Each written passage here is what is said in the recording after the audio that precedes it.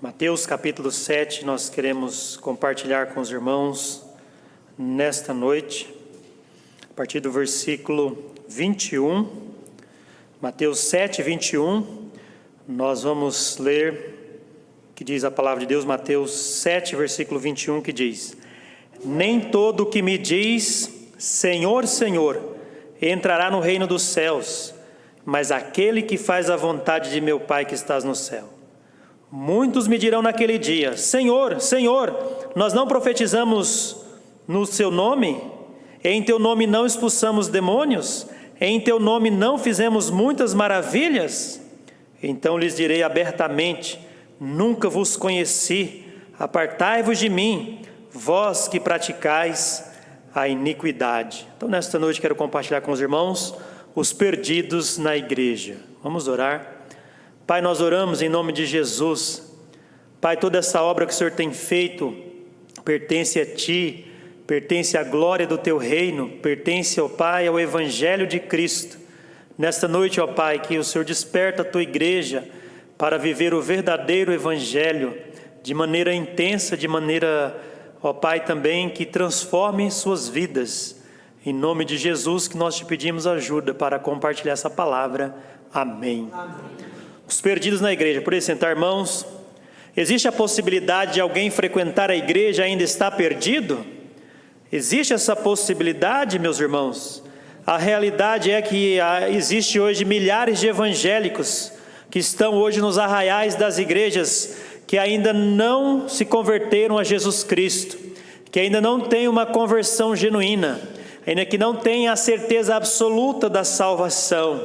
Estão no meio religioso, mas ainda não experimentaram uma conversão verdadeira. Qual o perfil deles? A Bíblia diz para nós: nem todo o que me diz Senhor, Senhor, entrará no reino dos céus. O perfil desses não salvos no seio da igreja são aqueles que confiam nas obras religiosas para a salvação. São aqueles que não nasceram de novo, simplesmente têm uma capa religiosa, têm apenas uma aparência religiosa, mas seus corações nunca foram regenerados. Seus corações nunca foram transformados pela verdadeira palavra de Deus. São pessoas extremamente religiosas e legalistas, confiam apenas nos meios religiosos, nas leis religiosas, para ganhar a salvação por méritos. Resumiríamos em uma palavra: estão perdidos, mesmo no seio da igreja. Aqueles que dependem da filiação, até mesmo são batizados, passam por cerimônias e experiências religiosas. São esses que muitas vezes nós encontramos atrás das grades. Meu pai é evangélico, minha mãe é evangélica. E eu pergunto: mas você já nasceu de novo? A pessoa geralmente tem dificuldade para responder essa pergunta, porque estão na igreja, mas suas vidas e seus corações não foram transformados pela palavra de Deus. O que pode então impedir a conversão de uma pessoa que está no seio da igreja? Evangelizando, irmãos, esses 15 anos nas prisões, as pessoas mais difíceis de serem evangelizadas são pessoas religiosas. São pessoas com o coração endurecidos, porque elas dizem: eu já sei, eu conheço quem é Jesus. Conhece sim, pelo nome, pelo poder, pelos milagres, pela glória de Cristo, mas não conhece como Salvador pessoal, como seu único Salvador. Mas o que impede essas pessoas de chegar na conversão? Primeiro, a dureza de seus corações.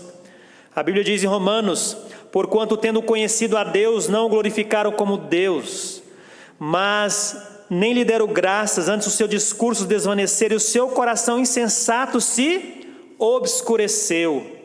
Neste trecho da palavra de Deus, mostra que a malignidade do pecado está no coração. O pecado pode sim estar lá no mundo, em seu sistema, em seus convites, em suas tentações, mas não existe tentação senão um desejo que nasce na cobiça do seu coração.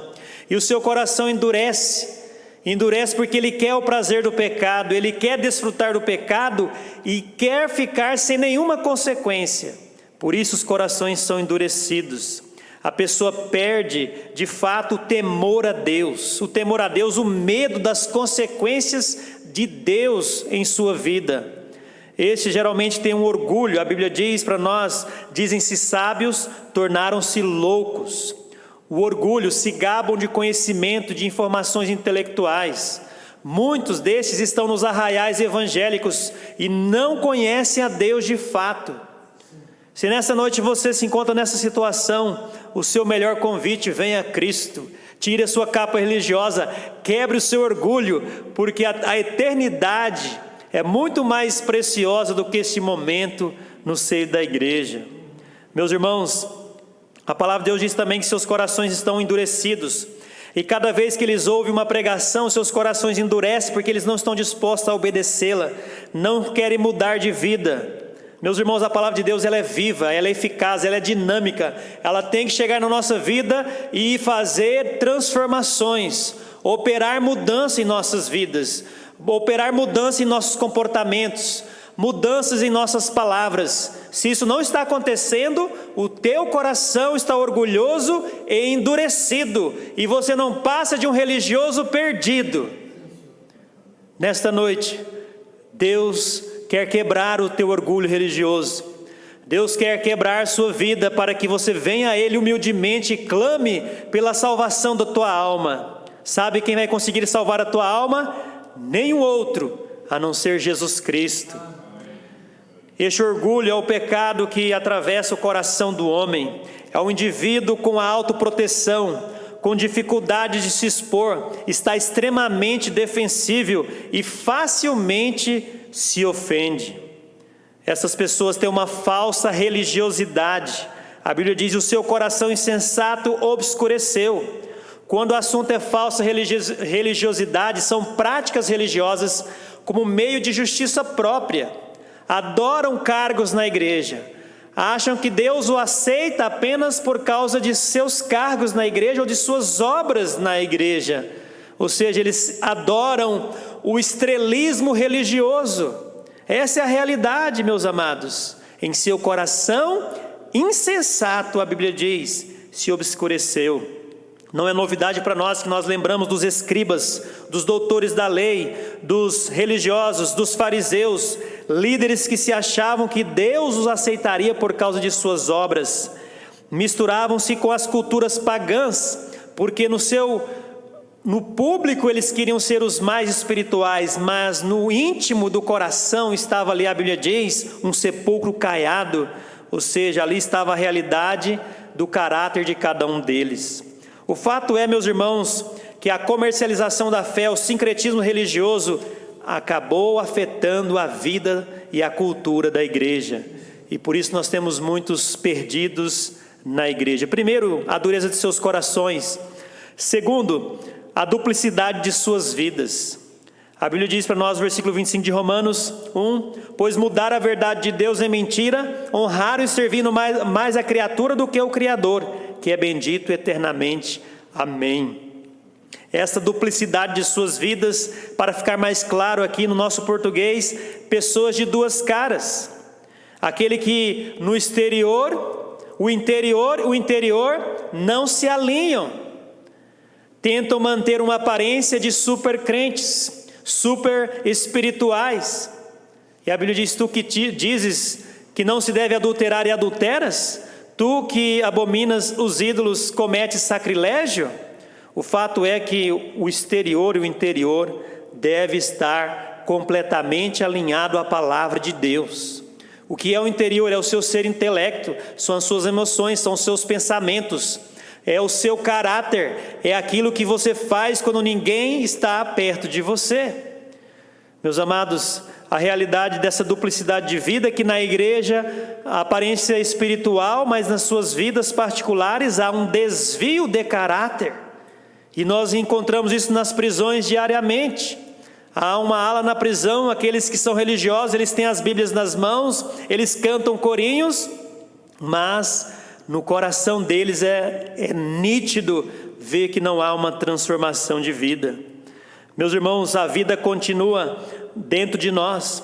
O que é o nosso ser interior? São os nossos pensamentos, as atitudes, são as nossas opiniões, são as nossas decisões diárias. Isso deve se alinhar com o nosso ser exterior. Este lugar é extremamente privado, santo, é um santuário interno, que esse santuário pode se tornar o trono de Deus, a glória de Cristo, a imagem de Cristo, ou esse lugar interior pode se tornar um santuário do próprio ego, da sua própria autoimagem e autovalorização.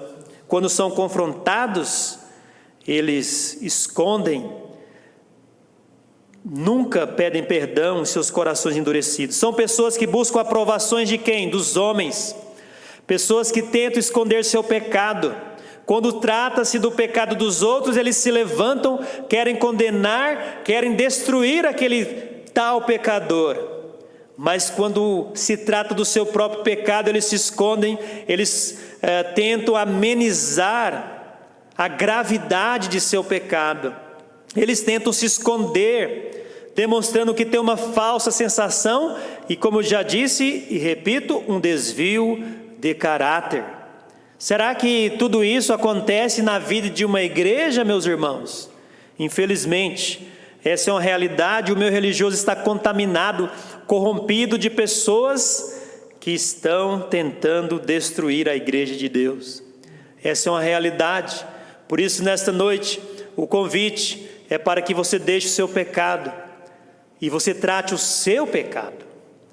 Cada ser vivente nessa noite, queixe-se cada um do seu próprio pecado, amargure-se pelo seu pecado, chore pelo seu pecado, odeie o seu pecado. Não é para você tratar o pecado dos outros, porque Deus vai cobrar você. São suas palavras, são seus pensamentos, são suas atitudes. Pessoas que buscam aprovações dos homens. Quando uma pessoa transfere a culpa, minimiza ou esconde o seu pecado, ela transmite uma mensagem ao seu redor que ela não tem pecado e que aquilo que ela fez não foi tão ruim assim. É simplesmente tentar convencer os outros da sua inocência. Eu encontro isso diariamente na prisão, onde o prisioneiro tenta contar a sua história. Na semana passada, uma senhora, ela comete crimes desde 1996. O crime de estelionato, que é enganar as pessoas para obter bens, o golpe do bilhete premiado, aquela ligação que você recebe. Olha, você vai doar, você vai passar um Pix de R$500, você vai ganhar R$50 mil. Aí você, ganancioso e soberbo, vai lá e deposita o Pix. Aí eles falam para mim: pastor, eu dou o golpe do bilhete premiado, 5 a 10 golpes por semana. Sabe por que as pessoas caem? Porque os seus corações estão no mundo do materialismo. Mas essa senhora, ela veio até mim e ela disse essas palavras, e eu vou repetir com as mesmas. Ela disse: eu acabei com a minha vida, eu só estive na prisão. E ela chorando disse: mas eu entreguei minha vida a Jesus Cristo. E eu disse: minha senhora, que a senhora tenha sido sincera. E provavelmente pelo tipo de condenação que ela está, e por tanto tempo, ela já está idosa, ela vai morrer na prisão. Meus irmãos, a realidade é que também terá duras consequências para aqueles que estão nesse ciclo religioso e perdidos no seio da igreja. A Bíblia diz: os quais, conhecendo o juízo de Deus, que são dignos de morte, que tais coisas praticam, não somente as fazem, mas também consentem aos que as fazem. São consequências eternas. Segundo a dureza de seu coração, a Bíblia diz para nós que há consequências temporárias, mas há também consequências eternas para a vida dessas pessoas. São milhões de membros da igreja que não são convertidos ao Evangelho de Cristo, que não são pessoas regeneradas, e eles ouvirão essas palavras que nós lemos pelo próprio Senhor Jesus: apartai-vos de mim, vós que praticais a iniquidade. Apartai-vos de mim, malditos, para o fogo eterno preparado para o diabo e os seus anjos. São homens que terão consequências eternas, condenação para todos sempre. Apartai-vos de mim. Por que essas pessoas irão para o inferno? Porque elas confiaram na religião, na sua posição, na aparência do homem, adoraram mais o homem do que o seu Criador. Onde passarão a eternidade? Longe de Deus, simplesmente por causa da rebelião dos seus corações. O coração natural, ele não quer confessar o seu pecado. Quantos aqui têm facilidade em confessar o seu pecado? Falei, eu pequei mesmo, foi eu que menti, foi eu que falei mal do irmão, foi eu que falei mal da igreja, foi eu que falei pelas costas. Sim, foi eu, igreja, pode me disciplinar, igreja, por favor, me discipline, porque eu pequei. Ah, seria maravilhoso. A igreja seria restaurada, os crentes seriam avivados, se nós tratássemos primeiramente os nossos próprios pecados diante de Deus. Deus avivaria as nossas igrejas. Essa igreja teria um impacto real na sociedade. Mas enquanto estamos tratando o pecado dos outros, amenizando os nossos próprios, e segundo o nosso linguajar popular, e passando o pano nos nossos próprios pecados, nós vamos perecer espiritualmente. Vou lhes fazer uma pergunta franca: você realmente é salvo nesta noite? Você realmente tem Cristo como seu Salvador pessoal? Você já nasceu de novo?